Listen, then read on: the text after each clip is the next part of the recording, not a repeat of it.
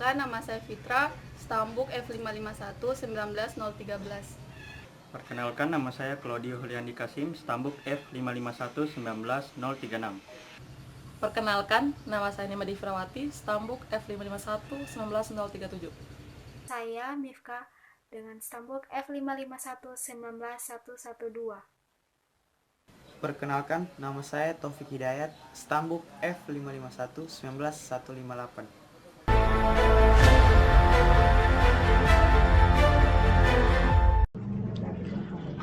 Assalamualaikum warahmatullahi wabarakatuh. Baik, di sini saya akan menjelaskan dari circular queue dengan array. Pengertian queue.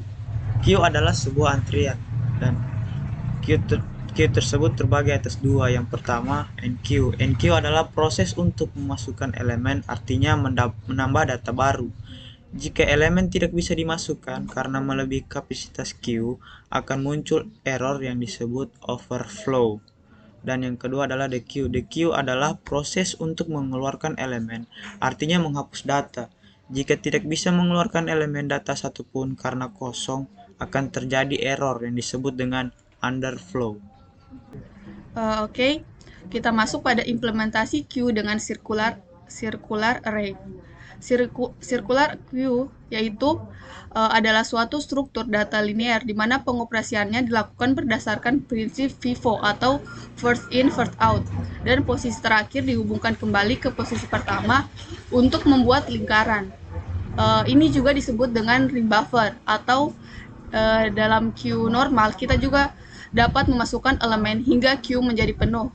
Tetapi begitu antrian menjadi penuh, kita tidak bisa memasukkan elemen berikutnya meskipun ada spasi atau space di depan antrian. Untuk operasi di antrian sirkular terbagi menjadi tiga, yaitu depan, belakang, dan enqueue atau nilai. Depan yaitu dapatkan item depan dari antrian. Belakang yaitu dapatkan item terakhir dari antrian. Enqueue atau nilai yaitu fungsi ini digunakan untuk memasukkan elemen ke dalam antrian melingkar. Dalam antrian melingkar, elemen baru selesai disisipkan di posisi belakang.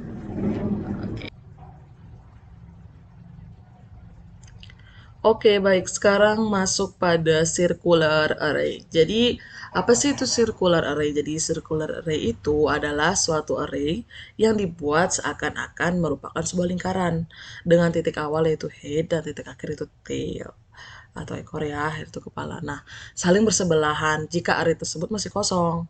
Nah, jadi posisi head dan tail ini pada awal itu bebas asalkan saling bersebelahan. Nah, dalam prakteknya itu dapat menggantikannya sesuai dengan kebutuhan. Nah, data yang diakses dengan field data, sedangkan indeks items pertama dan terakhirnya disimpan dalam field head dan tail. Konstruktor akan menginisialisasi nilai head dan tail dengan 0 dan maksimal Q itu kurang dari 1. Untuk menunjukkan bahwa antrian masih kosong dan mengalokasikan data sebanyak max Q yang ditunjukkan oleh data, dan struktur akan mengosongkan antrian kembali dan mendealokasikan memori yang digunakan oleh antrian. Nah, di bawah ini ada gambarnya. Nah, jadi salah satu gambar. Jadi, yang diindeks ke 0 ini, yaitu item pertamanya itu frontnya itu 10 dan rearnya itu 50. Dan untuk yang array 567 ini masih dalam keadaan kosong. Nah, adapun operasi-operasi queue dengan circular array ini, jadi operasi-operasinya itu yang pertama ada isEmpty. Nah, isEmpty itu fungsinya itu berguna untuk mengecek apakah queue masih kosong atau sudah berisi. Jadi hal ini dilakukan dengan mengecek apakah tail masih terletak bersebelahan dengan head dan tail lebih besar dari head atau tidak. Jika benar maka queue masih kosong. Nah, yang kedua ada isFull. Jadi fungsi isFull ini berguna untuk mengecek apakah queue sudah penuh atau masih bisa menampung data dengan cara mengecek apakah tempatnya masih kosong, tinggal satu atau tidak, atau untuk membedakan dengan empty di mana semua tempat itu kosong. Jika benar berarti queue penuh. Nah, yang ketiga ada enqueue. Nah, enqueue ini fungsinya itu berguna untuk memasukkan sebuah elemen ke dalam queue, tail, dan head mula-mula bernilai 0. Terus ada DQ, yaitu berguna untuk mengambil sebuah elemen dari Q. Jadi kalau NQ itu berfungsi untuk memasukkan, jadi DQ ini untuk mengeluarkan. Hal ini dilakukan dengan cara memindahkan posisi head satu langkah ke belakang. Nah, ini ada contohnya. Jadi kan pertama-tama itu dimasukkan 14. Nah, jadi front dengan rear atau depan dan belakang itu masih bersebelahan. Nah, ini posisinya di sebelah sini ya, 14. Nah, kemudian dimasukkan lagi angka 22. Jadi front di 14 dan rear 22. Dimasukkan lagi lah angka 13, rear berpindah dari 22 menjadi 13. Terus ditambahkan lagi minus 6. Jadi yang awalnya rear di 13 pindah lagi ke minus 6. Nah, kemudian dikeluarkanlah di sini 14. Jadi seperti yang dibilang, kalau dia mengeluarkan berarti memindahkan posisi head satu langkah ke belakang. Jadi yang awalnya itu di 14 sekarang berada di 22. Dikeluarkan lagi angka 22. Nah, sekarang frontnya ada di 13. Jadi mundur lagi dia ke belakang 13. Nah, sekarang dia memasukkan kan ada 2 kosong di sini, yaitu bagian ini yang tadinya 14 dengan 22 ya. Berhabis itu sekarang kita lihat yang kosong itu awalnya 14 13 dengan 14 22 itu yang kosong ya. Habis itu di sini dia memasukkan 9. Jadi dia itu ketika masukkan poin itu dia tidak langsung, dia kan sistemnya FIFO first in first out kan. Tadi sudah keluar yang 14 dengan 22. Nah, sekarang ketika dia masuk itu berarti dia ada di belakang. Jadi pas dia masuk itu dia mengisi kekosongan yang paling dekat dengan ini minus 6 ini kan, yang rear-nya. Jadi sekarang rear setelah memasukkan data itu rear mundur lagi ke belakang. Jadi seperti yang dibilang di sini ketika dia memasukkan itu tail dan head menolak dari 0. Jadi setelah dimasukkan maka rear pindah ke 9. Pindah lagi ke 20. Jadi intinya kalau dia front dia akan mundur jika dia mengeluarkan dia akan mundur satu langkah ke belakang, dan saat dia dimasukkan maka rear akan bertambah satu ke belakang ya, mundur juga ke belakang dia, seperti itu. Jadi setelah ditambahkan ketika semuanya full, inilah dikatakan Q is full, seperti itu. Jadi kalau ini masih dikatakan Q is empty, ini Q is empty, habis itu ini Q is full. Itu ini ada menambahkan dan ini mengeluarkan, itu DQ dan ini NQ. Oke, baik, terima kasih.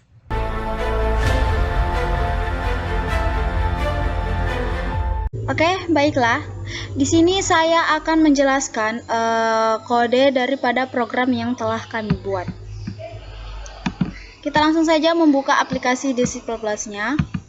Nah, langsung saja. Di sini terdapat beberapa kode program yang telah disusun oleh kelompok kami. Nah, di sini tampak sudah jelas codingannya.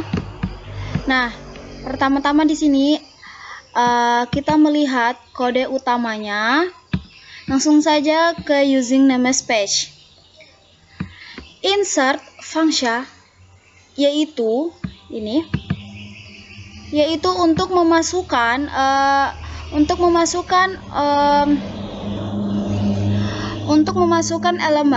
elemen ke dalam circular queue. Nah, circular queue. Kita lanjut ke del function, di mana del function ini yaitu untuk menghapus elemen dari circular queue. Kita lanjut ke display function, di mana display function ini untuk menampilkan elemen circular queue.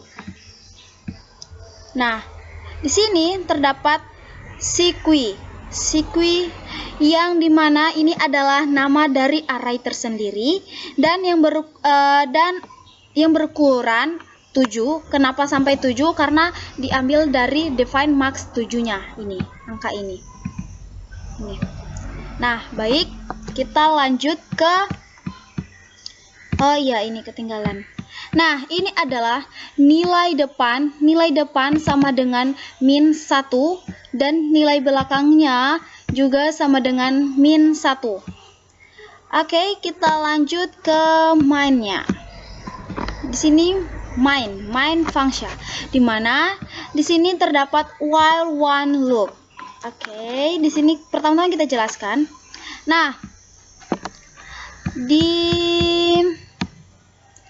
pada kode ini, while one loop ini, kita disuruh diperintah untuk memasukkan pilihan. Nah, ini enter your course.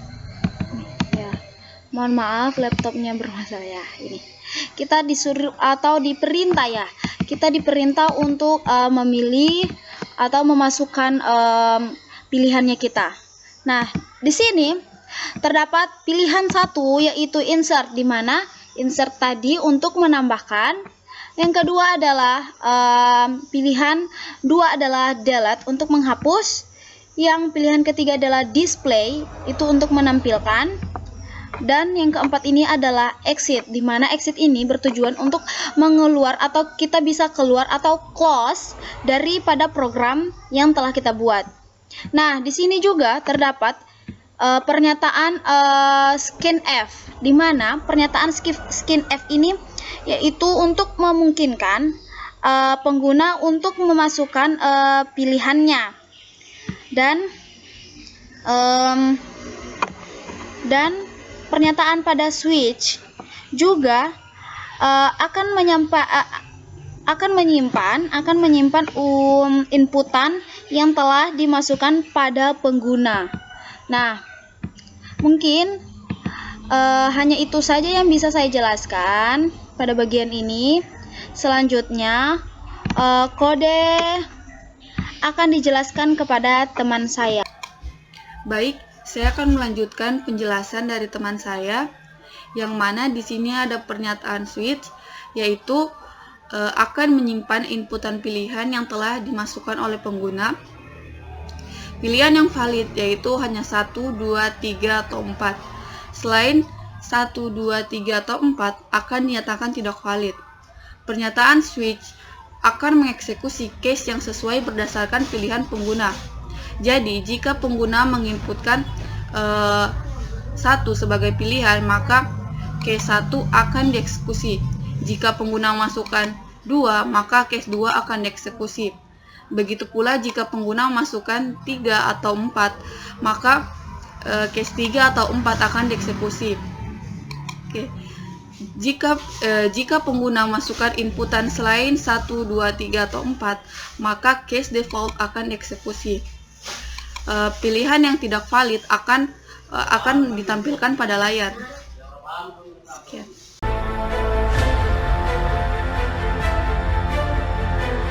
Insert atau enqueue. Insert atau enqueue menggunakan integer karena berupa angka, dan angka tersebut tersimpan di elemen eksekusi. Jika depan sama dengan 0 dan belakang sama dengan max min 1, atau bisa juga depan sama dengan belakang plus 1, maka dari pernyataan tersebut dihasilkan queue is full. Dan jika pernyataan berikut tidak full, maka yang akan dieksekusi adalah kode berikut, yang mana jika depan sama dengan min 1, maka nilai depan akan dibuat sama dengan min 0. Dan terus jika belakang berada di akhir antrian atau sama dengan min 1, maka belakang akan dibuat menjadi sama dengan 0. Dan bantuan dari pernyataan ini, maka elemen baru akan dimasukkan dalam antrian. Terus jika kondisi if salah atau belakang tidak berada di akhir bagian, maka blok else akan dieksekusi, yang mana nilai belakang akan bertambah 1, maka elemen baru akan dimasukkan dengan pernyataan ini. Oke.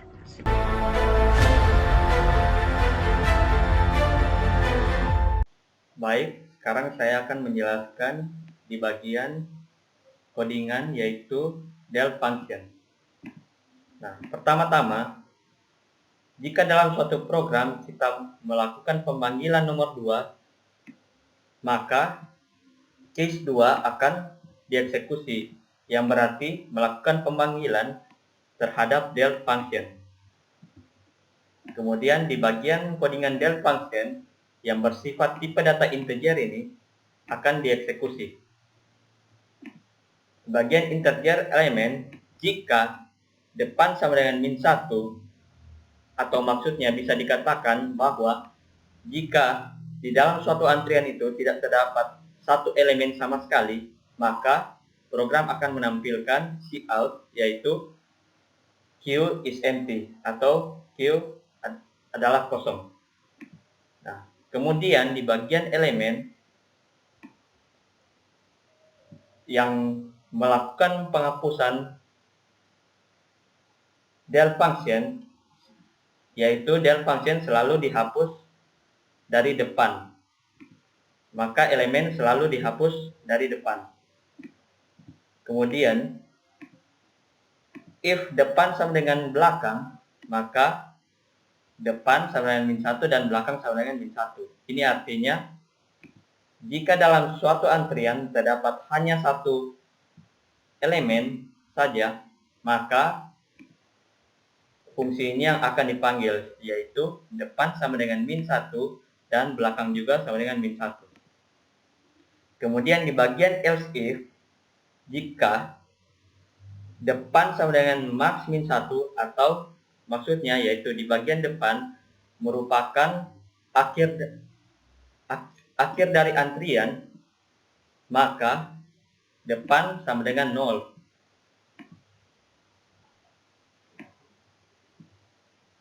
Kemudian di bagian else, jika depan, maka depan akan sama dengan depan tambah 1, dan cout dan program akan menampilkan apa saja nomor yang dihapus dari antrian. Nah, untuk pemanggilan dari fungsi del ini, saya akan menjelaskan kembali. Jika depan sama dengan -1, atau maksudnya yaitu di dalam suatu antrian tidak terdapat elemen sama sekali, maka program akan menampilkan Q is empty dan elemen selalu dihapus melalui depan atau front. Kemudian di bagian jika pernyataan if ini adalah salah atau false, jika dalam suatu antrian tidak terdapat hanya satu elemen, maka program akan mengeksekusi if depan sama dengan belakang. Ini yang mengartikan bahwa jika dalam suatu antrian terdapat hanya satu elemen, maka depan sama dengan -1 dan belakang sama dengan -1. Jika dalam suatu program ini dinyatakan salah, maka program akan mengeksekusi else if, yang berarti jika depan berada di akhir antrian atau depan sama dengan max -1, maka nilai depan sama dengan 0. Kemudian jika di bagian else if terdapat salah juga, atau maksudnya else if ini jika di dalam suatu antrian terdapat lebih dari satu elemen, nah maka pernyataan else if ini yang akan dieksekusi. Jika dalam pengeksekusian else if ini dinyatakan salah, maka else yang akan bertindak, yaitu di bagian depan sama dengan depan tambah 1. Maka elemen akan dihapus dari antrian dan program akan menampilkan elemen apa yang akan dihapus dari antrian tersebut. Nah, sekian untuk penjelasan dari del function. Kita akan masuk ke penjelasan dari codingan selanjutnya.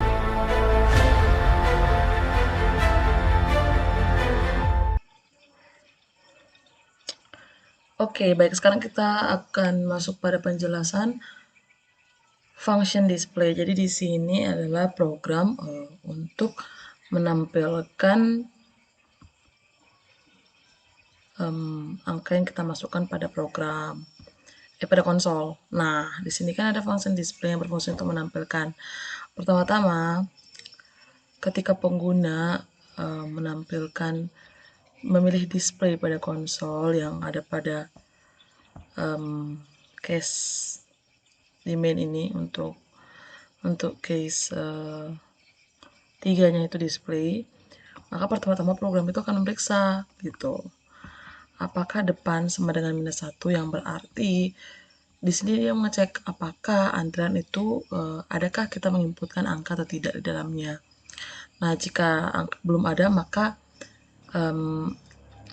ini akan dieksekusi, itu queue is empty, karena kan belum, karena front atau depan itu dari jumlah antrian itu belum ada diinputkan, maka queue is empty. Nah, ketika pengguna sudah menginputkan angka kepada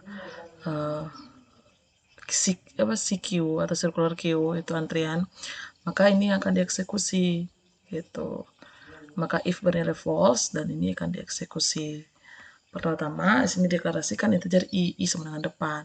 Nah, jika depan kurang dari sama dengan belakang, nah dalam sini artiannya berarti ketika front itu kurang dari sama dengan rear, maka di sini while loop akan dieksekusi.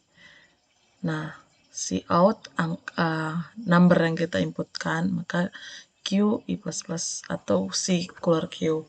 Kan misalnya di sini ada 1, 2, 3 angka yang kita inputkan.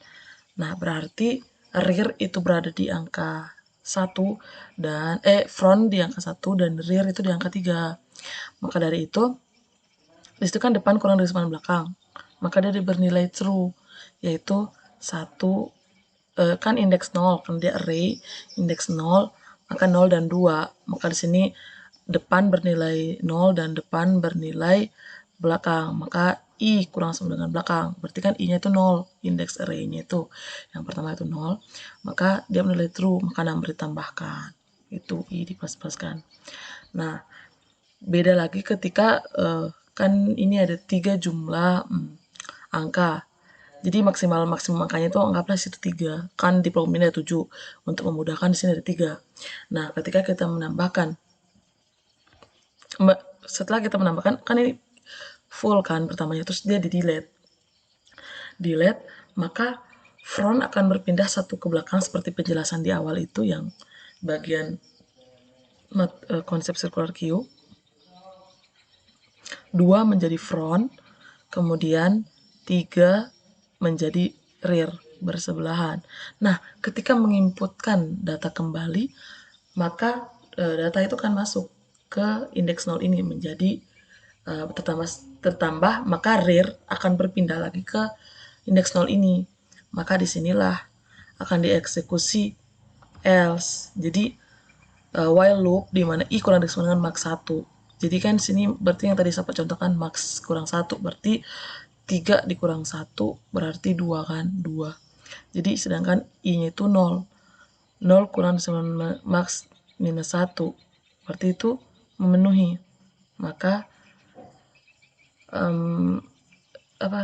number itu plus. Nah, ketika i sama dengan 0, di mana i kurang sama dengan belakang, kan i-nya memang tadi sudah terletak di 0 karena kan sudah di dia punya setelah kita output kan rear, oh ya, indeksnya itu bernilai 1, itu masih memenuhi kan. Nah, ketika sini I sama dengan 0, maka while I kurang dengan belakang, I-nya kan 0, sedangkan belakang I bernilai 0 dan belakang bernilai 0, maka itu tetap akan dieksekusi seperti itu. Biar lebih mudahnya nanti mungkin kita bisa eksekusi langsung seperti itu. Sebenarnya di sini untuk Q ini kita sebenarnya bisa saja sih di pendeklarasian bisa lebih memudahkan, bisa menggunakan CQ gitu. Jadi biar tahu bahwa ini adalah program Q, yaitu circular Q. Cuma saya menggunakan Q, jadi tidak ada permasalahan. Yang penting kita paham akan program yang kita buat seperti itu. Oke, kita langsung saja run. Oke, circular Q dengan array. Di sini kita diberi pilihan 4, insert, delete, display, dan exit. Seperti yang dijelaskan oleh teman-teman sebelumnya, insert, delete, display. Nah, jadi di sini saya akan langsung mendemokan dari semua penjelasan kode dari teman-teman saya. Jadi pertama insert. Kita akan menambahkan di sini. Akan tetapi kita lihat dulu untuk displaynya kan. Kita ingin mengecek apakah ini kan seperti yang dijelaskan di awal bahwa dalam circular queue itu ada 4 kan. Ada NQ yaitu menambahkan. Di sini saya menggunakan insert. DQ yaitu menghapus, saya menggunakan delete. Terus ada is empty dengan is full. Nah, nanti is full itu berada di insert ketika kita menambahkan jumlah maksimum. Di sini kan maksimumnya ada 7. Nah, ketika dia sudah melebihi 7, maka akan keluar inputan Q is full seperti itu. Sedangkan Q is empty ini kita akan periksa dulu di display. Kita ingin melihat apakah ada angka atau tidak. Kita ingin mengecek, maka di sini kita pilih angka 3. Karena kita belum menginputkan apa-apa, maka akan muncul di sini Q is empty. Nah, kemudian kita ingin menambahkan array pertama kan, indeks 0-nya. Kan 1 insert, apa yang bisa kita tambahkan? Biar lebih memudahkan karena saya menggunakan 1 sampai 7. Jadi sini saya menggunakan 1, 2, 3, 4, 5, 6, 7. 1. Di situ insert lagi 2. Insert lagi 3. Insert lagi 4. Insert lagi 5. Insert lagi 6. Insert lagi 7. Kita coba insert lagi ya, maka itu akan bernilai jadi nanti akan bernilai itu Q is full. Jadi ini yang akan dieksekusi pada insert ini. Ketika depan itu sama dengan 0 dan belakang sebenarnya kurang 1, kan depannya tadi memang 0, max 7 kurang 1 berarti 6 kan, karena ini array jadi 0, 1, 2, 3, 4, 5, 6 seperti itu. Ketika dia sudah berada di angka 0 dan sudah berada di angka 6, maka dia akan muncul Q is empty. Q is full. Kita lihat, kita insertkan lagi, tang, misalnya 8, maka akan ada Q is full, maka 8 tidak akan diinsertkan atau ditambahkan atau di NQ di program ini. Maka sekarang kita berlari ke is empty sudah keluar, is full sudah keluar, sekarang kita display. Nah, maka akan ada di sini 1, 2, 3, 4, 5, 6, 7. Nah, berarti front berada di 1 dan rear berada di 7. Karena Q prinsipnya itu adalah FIFO, yaitu first in, first out. Ketika kita delete, nah di delete ini kan sudah terprogram bahwa depan sama dengan belakang, maka depan sama dengan minus 1, belakang dengan 1. Karena posisi rear depan dan belakang itu berjauhan, yaitu di indeks 0 itu depan dan indeks 6 array ke-6 itu ada belakang, maka dia tidak akan dieksekusi. Maka Q is empty tidak dieksekusi, ini juga menilai false. Kemudian kita ke else if, ketika depan sama dengan max minus 1, maka depan kan 0 sama max 1, itu kan tidak berarti kan berarti ini tidak dieksekusi. Maka yang dieksekusi adalah ini. Depan sama dengan depan plus 1. Nah, ketika kita pilih delete, maka 1 akan di delete seperti itu. Sekarang kita coba tampilkan. Mungkin 3. Oke. Maka di situ akan ada 2, 3, 4, 5, 2, 3, 4, 5, 6, 7. Maka front mundur 1 ke belakang, maka 2 menjadi depan dan 7 menjadi masih tetap menjadi rear. Ketika kita menginsertkan lagi, misalnya kita insertkan 8 di sini ya, atau 1 biar lebih memudahkan. Ini kan jadinya 1, 2, karena kan indeks array 0 itu masih kosong, jadi 1, 2, 3, 4, 5, 6. Seperti itu. 0 kan kosong. Jadi, agar lebih memudahkan, insert 1 kan. Nah, maka sekarang kalau kita tampilkan 2, 3, 4, 5, 6, 7, 1. Maka sekarang ini circular queue. Sekarang kalau kita lihat di sini, disimulasikan di sini, jadi kan ada lingkaran. Nah, ketika tadi saya mengeluarkan 1, kan seperti ini. Ketika 14 di delete, maka front ada di 2 kan. Sama seperti tadi. Ketika 1 di delete, maka front berada di angka 2. Sekarang ketika menambahkan angka 1, berarti rear sama seperti ini. Ini kan ditambahkan angka 9. Jadi rear ada di sini, mengikuti. Akan tetapi dia itu berada di indeks ke 0. Dia akan tertambah di indeks ke 0. Seperti itu. Jadi saya rasa hanya itu yang dapat saya jelaskan untuk circular queue. Jadi intinya seperti itulah gambaran yang saya bisa jelaskan dari circular queue, yaitu antrian melingkar. Jadi intinya jika itu untuk penyentuhan lebih anunya itu berarti kalau ini kan misalnya saya dilihat sekarang, misalnya gambaran kasarnya lagi saya kasih, misalnya saya delete lagi kan, berarti keluar 2, saya delete lagi keluar 3. Nah, ketika saya tampilkan, maka di sini sekarang posisinya kan berarti jadinya itu 0 itu sudah terisi. 0 itu array 0 indeks ke 0 itu sudah terisikan dengan angka 1 tadi. Maka 4, 5, 6, 7. Jadi itu kan ada 7 kan. 0, 1, 2, 3, 4, 5, 6, 7. Jadi 0, 1, 2, 3, 4, 5, 6, 7.